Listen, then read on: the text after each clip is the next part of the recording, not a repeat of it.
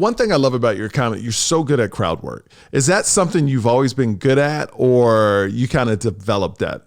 Oh, no, I learned that over time. Really? So you can't see, because I want to be good at crowd work, but I'm so scared of putting myself out there for crowd work because I feel like I wouldn't know what to say when they come back. You know, that's just my week. You just do it. I mean, one of the best pieces of advice I got, I was working at Times Square Arts Center, or TSAC, which I was like, that sounds like a terrible disease.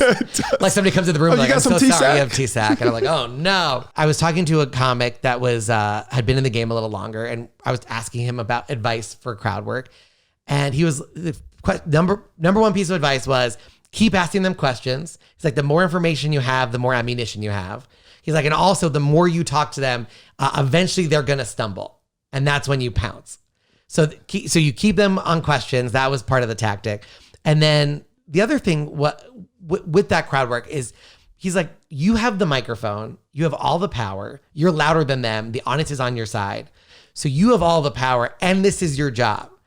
So the idea that this guy is going to walk in and take it from you, it's not going to happen. So you need to walk out with the confidence of knowing, like, you're a Major League Baseball player and this guy's Little League at best. Got you. So like, and that also is a way too of, sometimes you can beat up a heckler too much. Like you can't immediately go aggressive. You have to scale it up. Mm-hmm. And that's part of it, is like, if a Little Leaguer comes up to play, then you just immediately smash them. You're like, why is he's so mean? Yeah. Why is he doing that?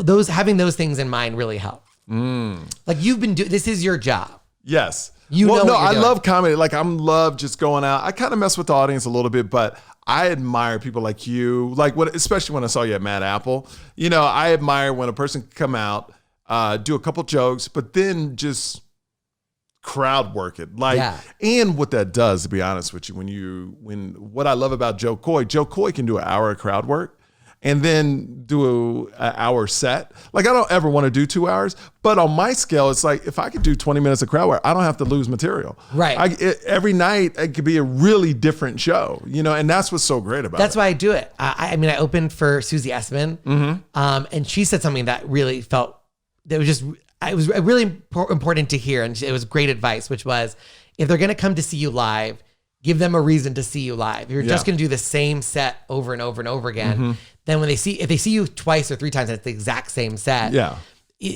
they sort of go, oh, okay, I get it. But like, if every time they come, you have to give them a reason for why they need to see you live. And that crowd work is, you know, because every show's a one night only. It is, because it's different. You may do a couple of same jokes, or like, hopefully you're writing new stuff, because anytime, I will never go to a market more than twice without like having a bunch of new jokes. Of course. You know what I mean? But you adding the crowd work, if a person came to see you on Friday and then saw you on Saturday, they would think they saw two different shows, because the crowd work's so different. So but they would hear one or two jokes that are the same. They'd be like, oh, that's great, whatever. You know, and that's why I want to, because like when watching Joe Coy, I toured Joe Coy for 3 years. I never saw the same show once. Yeah. And that's what's so amazing about Joe Coy, and why he's selling out stadiums. Like, it's just, and you're so good at it too. So I admire that, man.